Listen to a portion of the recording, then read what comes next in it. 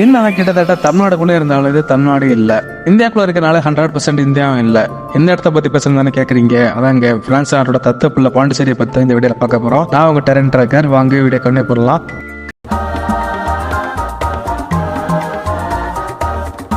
இந்த season 2 travel சீரீஸில் நான் நிறைய விஷயங்கள் உங்களோட ஷேர் பண்ணியிருக்கேன். ஸோ வீடியோ ஃபுல்லாக பார்த்துட்டு லைக் பண்ணுங்கள். நீங்கள் பண்ணுற ஒவ்வொரு லைக் எனக்கு அடுத்த சீசன் பண்ணுறதுக்கு எல்லாம் மோட்டிவேஷனாக இருக்கும்.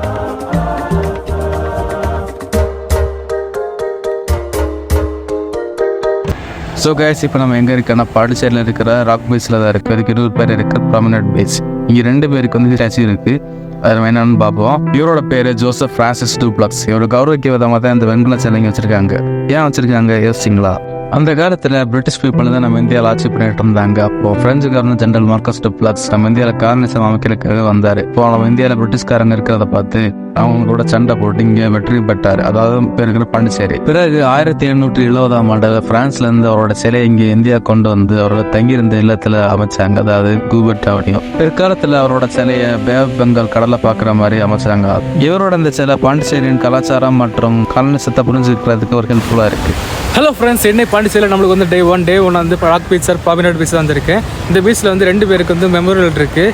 ஏலம் கேட்டிங்கன்னா மகாத்மா காந்தி ஒன்று, இன்னொருத்தருக்கு வந்து நான் சொல்லியிருப்பேன் அவருக்கு ஒன்று. இந்த பீச் வந்து 1.5 கிலோமீட்டர்லேருந்து தான் இருக்கும். ஃபுல்லாக இதே மாதிரி பாறைகளால் தான் இருக்கும். அது போக வந்து இங்கே ஒரு பிரிட்ஜ் இருக்குது. முன்னாடி இந்த இடத்துல கப்பல் போக்குவரத்துக்காக கட்டப்பட்ட இந்த பாலம் இப்போ உடஞ்சி கிடக்குது. கைஸ், இப்போ நீங்கள் இவரோட ஹிஸ்ட்ரி நீங்கள் பார்த்துருப்பீங்க. அடுத்து நம்ம மகாத்மா காந்தியோட ஹிஸ்ட்ரியை பார்க்க போகிறோம். வாங்க போகலாம். என்னென்னா வந்து பைக் ரெண்டில் எடுத்துகிட்டு இருந்தேன். ஒரு நாளைக்கு வந்து 350 வருது. பெட்ரோல் நம்ம தான் போடணும். பைக் எங்கே பார்க் பண்ணியிருக்கேன். இங்கே காலையில் வந்து எல்லாருமே வாக்கிங் போய்ட்டுருக்காங்க, ஒர்க் அவுட் பண்ணிகிட்ருக்காங்க. இங்கேருந்து 750 மீட்டர் தான் நம்மளுக்கு மகாத்மா காந்தியோட நினைவிடம். பார்ப்போம், அதையும் போய் பார்ப்போம். இப்போ நான் ராக் பீச்சில் வந்து ஒரு ஃப்ரெஞ்சு அத்தன்டிக் கடையில் வந்து காஃபி குடிக்க வந்திருக்கேன். இதுதான் அந்த கோல்டு காஃபி. 1870களில் இந்த கடை இருந்திருக்கு.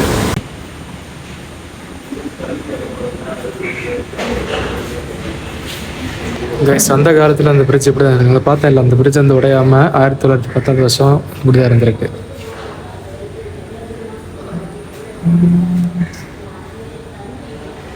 சீனரி நல்லா இருக்குங்களா? அங்கே இருந்து அப்படியே பில்டிங் பாண்டிச்சேரி சிட்டி.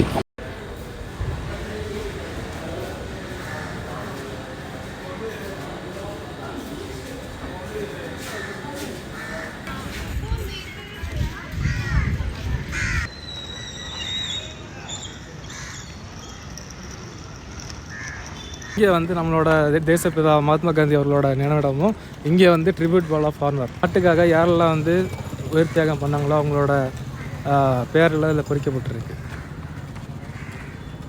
ராஜஸ்தான், பஞ்சாப், கேரளா, தமிழ்நாடு நிறைய பேரோட நினைவு சின்னம் இங்கே இருக்குது. பேர்கள் இருக்கு இங்கே.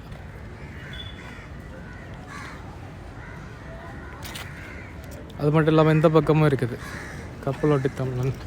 வந்து இந்தியாவில் இருக்கிற மொத்தமாக கொடுத்துருக்காங்க. இங்கே வந்து தமிழ்நாட்டிலேருந்து யாரெல்லாம் சுதந்திர போராடினாங்கன்னு சொல்லி இங்கே கொடுத்துருக்காங்க. வீரபாண்டிய கட்டபொம்மன், ஊமைத்துறை. கைஸ், இப்போ பைக் எடுத்துகிட்டு நம்ம ஆரோவில் போக போகிறோம். காலையில் ஃப்ரெஷ்ஷாக இல்லை, அங்கே போய் ஹாஸ்டல் செக்இன் பண்ணிட்டு ஃப்ரெஷ்ஷாக போகிறோம். அது போக நம்ம ஹாஸ்டல் டூர் பார்க்கலான்னு நினைக்கிறேன். பார்ப்போம். அது ஒரு வித்தியாசமான ஹாஸ்டல், அதையும் பார்ப்போம். காமிச்சு தரேன் நினைக்கிறேன். பார்ப்போம். கைஸ், இப்போ டைம் பார்த்தீங்கன்னா 9:30 ஆகுது. இப்போ நம்ம இங்கே ராக் பீச்லேருந்து ஆரோவில் கிளம்பிடுவோம். திருப்பி ஆஃப்டர்நூன் வந்து எக்ஸ்ப்ளோர் பண்ணுறோம். சரியா? இதை நம்ம எடுத்துருக்கேன் ஸ்கூட்டி. கைஸ், இப்போ நான் ஃப்ரெஞ்சு ஸ்டேட் ஸ்கூலில் நான் வந்து பைக் ஓட்டிட்டு போயிட்டுருக்கேன். இது எல்லாமே ஃப்ரெஞ்சு ஸ்டேட்ஸ் தான். சில பில்டிங் வந்து ரொம்ப பழையதாக இருக்குது, சில பில்டிங் வந்து ரொம்ப புதுசாக இருக்குது.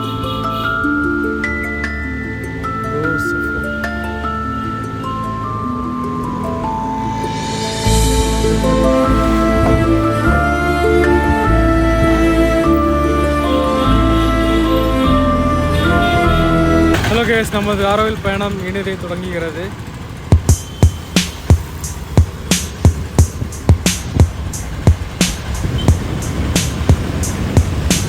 கேசின் ஆரோவிலுக்கு 16 கிலோமீட்டர் இருக்குது. ஹலோ ஃப்ரெண்ட்ஸ், இப்போ ராக் பீச்லேருந்து நாகர்கோவில் போகிற வழியில் வந்து இந்த விண்டேஜ் கடையை பார்த்துருந்தேன். கடையில் வந்து நிறைய திங்ஸ் எல்லாம் வச்சுருக்காங்க. அதனால் பைக்கை ஓரம் விட்டுட்டு கடையில் சாப்பிட்டுட்டு இப்போ நான் இந்த கடையை தான் போக போகிறேன். வாசல் பழையங்கால காயின்ஸு இப்போ அந்த ஹாண்டில் வச்சுருக்காங்க டேப் ரெக்கார்டெல்லாம். வணக்கங்க. இருக்கீங்களா? நல்லா இருக்கேன். கடையை பற்றி சொல்லுங்கண்ணா. கடை வந்து ரொம்ப நாளாக நம்ம வச்சிருக்கிற ஓல்டு காயின் கலெக்ஷன் இது. பழைய நாணயங்கள்னாலே பழைய புக்கீஸ் அதெல்லாம் இருக்குது. பாருங்க.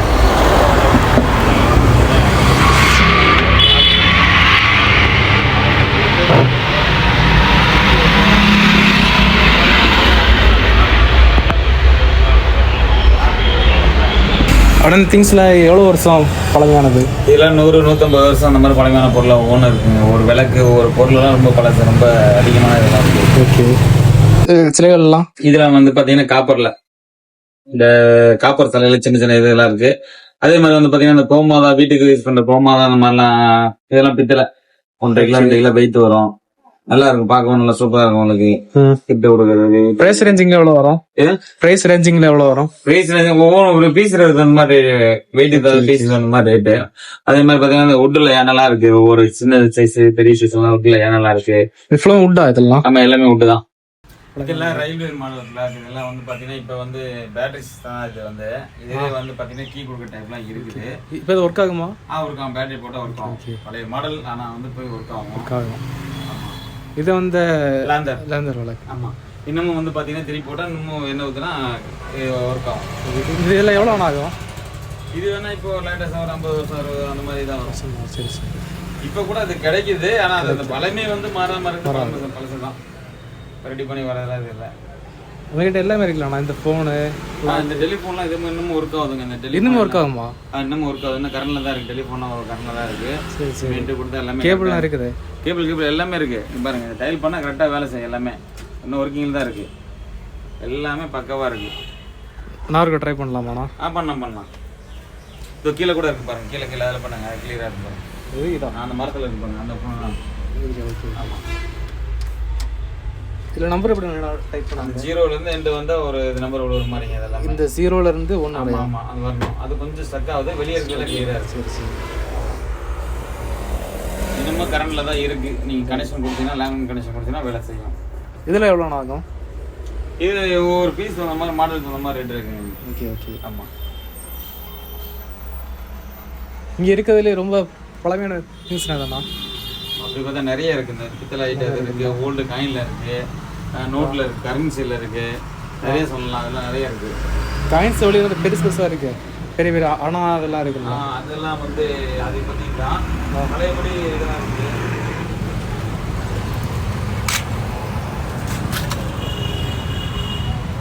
இது வந்து பார்த்தீங்கன்னா ஓட்ட காலம் வந்து ஸ்டார்ட் ஆகுது. சோழா முதல் சுதந்திரவாதம் இருக்கு. அதுக்கு முந்தின காலத்தில் இருக்கு. எல்லாமே நம்மள்ட்ட இருக்கு. எந்தெந்த வெரைட்டி வேணுமோ அது எல்லாமே இருக்கு. சோழர்கள் காலத்தில் உள்ளதெல்லாம் இருக்கலாம்.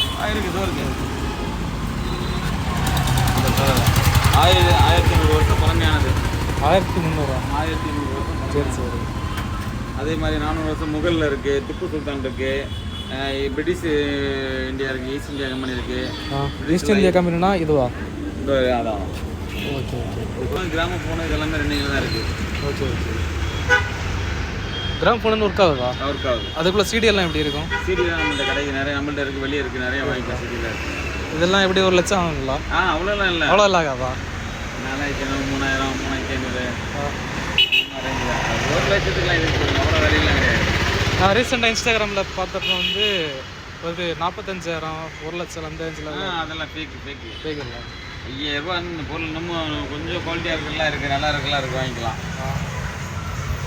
இதெல்லாம் ஃபோன்லாம் வேலை செய்யும். இதென்னா இது வந்து சக்குங்க. இது மன்னர் காலத்தில் அந்த மாதிரி காலத்துலலாம் செக் மாதிரி யூஸ் பண்ணியிருப்பாங்க. பெரிய பெரிய அரண்மனைலாம் இன்னமும் இருக்கும். பழமை மாறாமல் இருக்குது. இந்த மாதிரி பொருள்லாம் மட்டும் நம்மள்ட்ட வாங்குறது விற்கிறது 2மே இருக்குது. சேல் பண்ணலாமா இங்கே? சேலிங் இருக்குது, பையிங் இருக்குது, 2மே இருக்குது. உங்களுக்கு எந்த மாதிரி இருந்தாலும் பண்ணாலும் கொடுக்கலாம். நோட்டோ, காயினோ, கரன்சியோ, இல்லை பழைய காலத்து பொருட்களோ, ஃபோனோ எதுவாக இருந்தாலும் நம்ம வாங்கணும். காயின்ஸ் எடுப்பீங்களா? எல்லாமே எடுப்போம். காயின், கரன்சி எல்லாமே எடுப்போம். சரி சரி. எதுவாக இருந்தாலும் எடுப்போம். இது எடுக்க மாட்டேன்னு சொல்ல மாட்டேன். பொருள் எடுக்கிற மாதிரி இருந்தால் கண்டிப்பாக எடுப்போம்.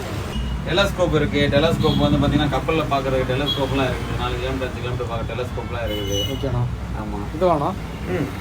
இல்லை அது இல்லை. இது ஒரு இங்கே இருக்குது. கரண்டில் இருக்குங்க. முன்னாடி ஜாக் ஸ்பேரோ யூஸ் பண்ணாங்கல்ல, அந்த இது தானே? இது மாதிரி இது ஒன்று பார்த்தீங்கன்னா கிளியராக இருக்குது. நீ தூரத்தை கணிக்கலாம். அதெல்லாம் இது எவ்வளோண்ணா? ரேட்டு வந்து பார்த்தீங்கன்னா நம்ம ஆவரேஜாக ரேட்டு இது பண்ண முடியாது, ஃபிக்ஸ் பண்ண ஆமாம். நம்ம வந்து ஒவ்வொன்றுக்கு ஒரு இது இருக்கும். நம்ம சீசனுக்கு தகுந்த மாதிரி வந்து சேஞ்ச் அப்படி கிடையாது, பொருளுக்கு தகுந்த மாதிரி. இப்போ இந்த பொருள்னு சொல்லிட்டு அவங்க பார்க்குற வீடியோவில் வந்து வேற ஒரு பொருளை பார்த்து இந்த பொருள் தான் பார்த்து ரேட்டு வந்து கேட்பாங்க. சரி சரி. அவங்க நேரில் வந்து ரேட் அது சொல்லி 1000லேருந்து இருக்குது. டெலஸ்கோப் 1000லேருந்து ஸ்டார்ட் ஆகுது. Okay okay. ஒவ்வொன்றும் ஒரு பொருள் இருக்குது. இல்லை கிளியராக இருக்கு பார்க்கலாம். ஓகே. அவருக்கு செக் பண்ணலாமா? பாருங்கள். ஓகே.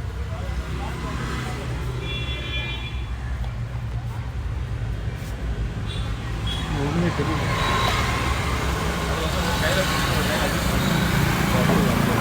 ஒரே கையில் எல்லாமே கொண்டு வர முடியாது. சரி சரி. ஒரு கையில் பிடிச்சிட்டு ஒரு கையில் அட்ஜஸ்ட் பண்ணால் தூரத்தை கணிக்கலாம் கண்டிப்பாக. கைஸ் இப்போ நீங்கள் பார்க்குறது வேணால் கொஞ்சம் வெயிட்லெஸ்ஸாக இருக்கலாம், ஆனால் பயங்கரமாக வெயிட்டாக இருக்குது.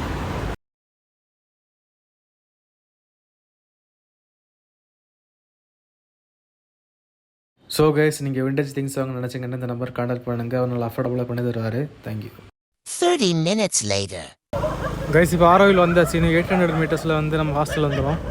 இல்லை நான் போய் செக்இன் பண்ணிட்டு வீடியோ கண்டினியூ பண்ணுறேன். ஓகே. ஹலோ கைஸ், இப்போ நான் பாண்டிச்சேரியிலேருந்து ஆரோவிலேருந்து ரீச் ஆகிட்டு ஆரோவில் இருக்க ஹாஸ்டல் மட்டும் பேசிகிட்டு இருக்கேன்.